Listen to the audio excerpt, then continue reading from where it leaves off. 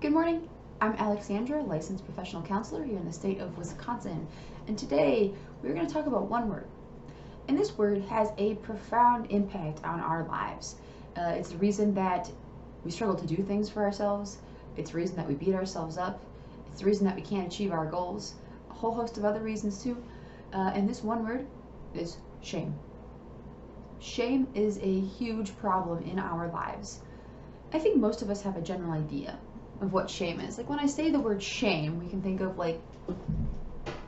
it's those words that say like I'm a failure or I'm a mistake, I'm too ugly, or I'm too fat, no one is gonna like me, I can't go out looking like this, like people are gonna think that I'm hideous. Shame. Shame are the sentences that we tell ourselves that bring ourselves down and that denigrate us and that ultimately prevent us from doing things. One of the things that we need to do is we need to differentiate, though, between shame and guilt. We often conflate these two words, but if we're to really understand shame, we need to define it appropriately. And one of the things we can do at the beginning is separate out shame and guilt. Here's guilt. Guilt is helpful. Guilt is a teacher. This is guilt. Let's say I make a mistake, right? I say, ooh, I made a mistake there. What can I do differently moving forward? Guilt is forward focused, it's problem solving focused, and it helps us motivate to do better. That's guilt.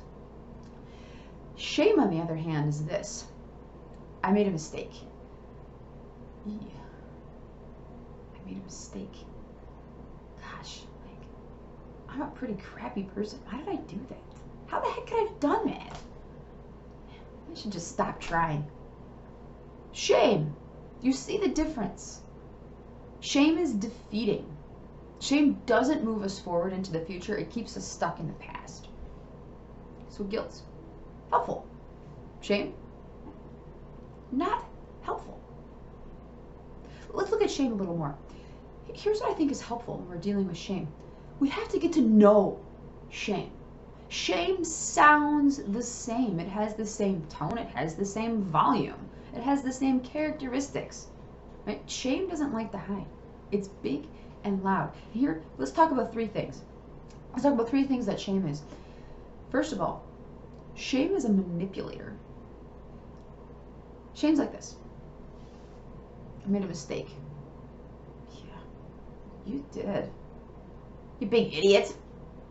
What's wrong with you? It tries to control us. We almost become a puppet, right? With shame as the puppeteer. We're too scared to do this. We're too afraid to do that because we're so whatever. Ugly. Fat. We're such a failure. So we stop doing things because of shame. It manipulates us. Thing number two. Shame distorts. It magnifies stuff for us. I made a mistake.